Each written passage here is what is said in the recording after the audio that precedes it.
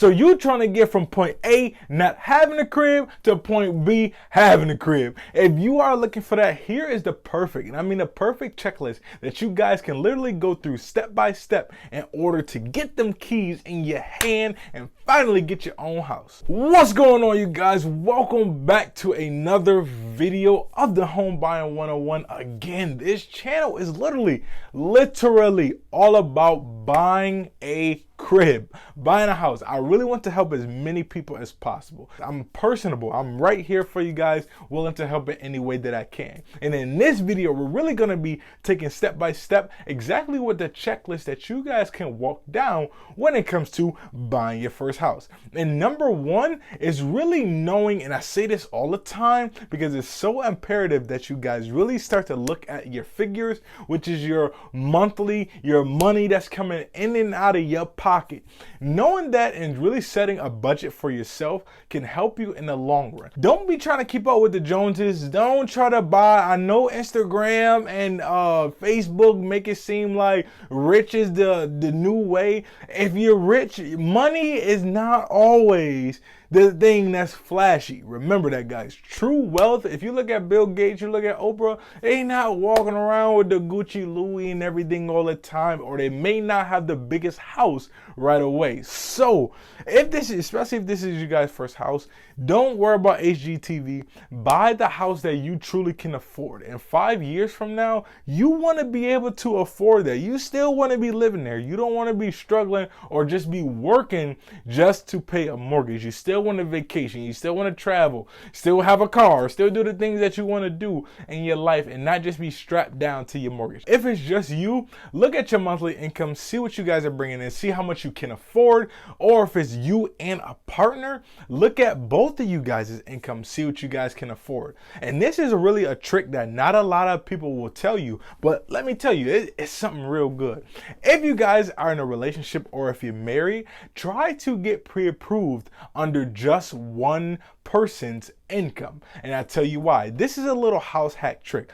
If someone falls on hard times, which a lot of people have, especially right now during COVID, if somebody falls on hard times, you'll always have the other person's income to pick you guys up.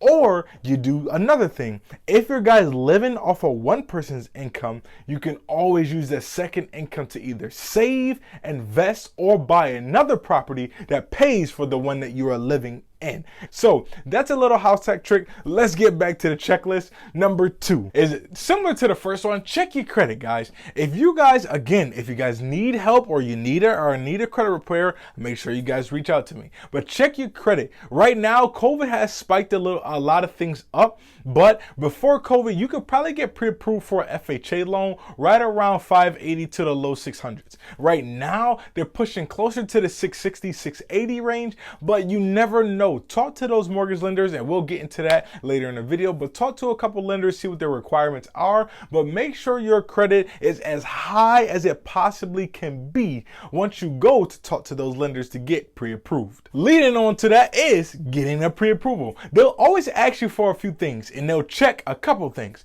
Now, the two things that they're going to check is number one, again, your credit. The second thing that they're going to check is your debt to income ratio. So how they get this number is your expenses. So whatever you're spending every single month, your bills, your credit card, car payment, whatever you are spending that's solidified, even your phone is going to be on there. Whatever you're spending every single month divided by whatever you're bringing in every single month. So your net income, your gross income every single month. So the lower that number, the better your debt to income ratio is. I think the highest that they'll really take, especially right now, is right around 40 to 41%. And that's probably even high too. So if you guys can get that number as low as possible, keep your debt low. So if you guys have a bunch of credit cards, start paying a couple off. If you guys have 2 to 3 credit cards, keep about 2. Keep keep about 2. That's safe. That shows you have some age. That shows you have some history. If you guys got 10 credit cards, get rid of a few of them joints. You don't need all those credit cards, guys. I don't care what the department store tell you. You don't need them. They're just running amok on your credit. All right. So drop some of those.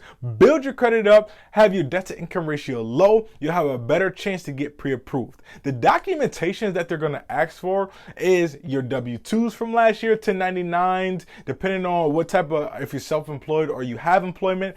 They want to verify employment, so letting them know you actually have this job that you say you have.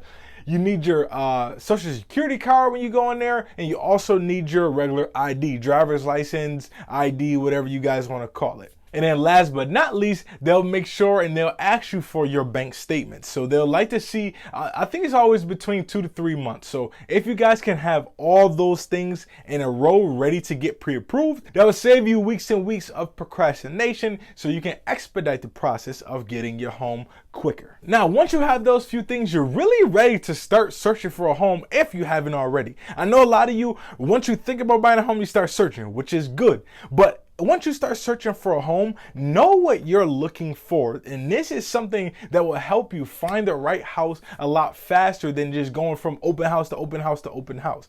Once you know and you have an idea as to what's in your mind, as to what you will like, compare that to your budget and start looking inside that price range.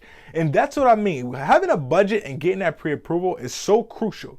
Stick to your budget. You may get pre-approved for a lot more. Doesn't mean you have to spend that amount of money. Again, guys, in 5 years, 10 years, before you're ready to move, you still want to have the house that you want. Now, base your search, again, off your pre-approval and off your budget that you want. Start your search. If it's a couple things that you may or may not be able to live without, then hey, you may or may not, depending on how well your budget is, you may want to go up a little bit in price range based on your pre-approval. If it is something that you can live without, so say you have a bigger kitchen but a smaller backyard, or maybe you really want that big master bedroom but you're okay with a smaller dining room, or you really don't want a dining room at all. Those are things that you guys want to start to think about, so that once you really start to search, you can narrow that down. And going on off that is the next thing, which is get a realtor. This is crucial for you guys. And I'm not just saying that because I am one. I'm saying that because I've seen a lot of people, I don't say a lot, but I've seen a few people get swindled out of things when they try to do stuff by themselves. They don't know the ins and outs of buying a home. They don't have anyone like a realtor to back them up in a case of a negotiation. So get a realtor, and they'll also be able to point you in the right direction. They'll also get listings a lot quicker than you. Zillow and all those third-party sites, they're very slow, and a lot of times they're very inaccurate when it comes to certain things. And if you look real close at the bottom of Zillow page, they always have a disclaimer that this may or may not be accurate, yada yada yada, based on the page. So you guys, make sure you guys get a realtor. They'll be there to guide you every single step of the way. Again, no matter what state you're in, I know a lot of realtors across the entire country. So if you need help getting paired up with one, reach out to me. I'll make sure that I can always help you guys in that regard. As you guys are searching for homes, you got your realtor. Now is really time to start going on those house tours that you're really narrowing down to see exactly what it feels like to be inside. A lot of things are virtual, so you can really get a good sense and feel of the house, but you'll really never know until you walk into that house. Once you walk in, you'll know, hey, yes, this is for me, but I'm really not feeling this. I really don't want to go to that one. So make sure you guys start to take those visits, start to take those open houses, schedule as many as possible that fit inside your search. Don't drive your realtor crazy, but make sure if you want to see it, make sure they have time to schedule one up for you so that you can go see it. Whatever house that you guys have fell in love with, you guys have walked in like, yo, this is it right here. Make sure you guys submit that offer for the house. That's really the only way you can get the house, is to submit an offer for it. Depending on what market you're in, like right now, my market is an extremely low inventory. There's not a lot of houses on the market, so things are going real high. If you guys don't feel comfortable or you're truly not in love with that house, don't bid 20, 40 grand over and it's going to cost you or cause you havoc later on in life. If it's the one that you really want, go with your highest and best. Again, don't put yourself in a predicament that you can't afford the house later on. Make sure that you guys really go with your highest and best if it's a multiple offer. If you guys don't feel comfortable, don't go that high. But whatever it is, make sure, again, this is another crucial part of having a realtor, make sure you consult with them. See exactly what is the best and what is your highest and best and what are the comps in the area as well. If you are about to pay $200,000 for a house and the house next door to you is only appraising for $150 or $130, listen to me, that ain't good. I don't care what they tell you, that's not good. Do not put yourself in that predicament so that you have to come out of pocket all that money and lose money, or you have to wait 10 years, 15 years later on to again get that money back when it comes to your investment. Moving on, I think this is what 10 or 11, I don't know. Anyways, the next one is get a home inspection. Again, home inspections are crucial.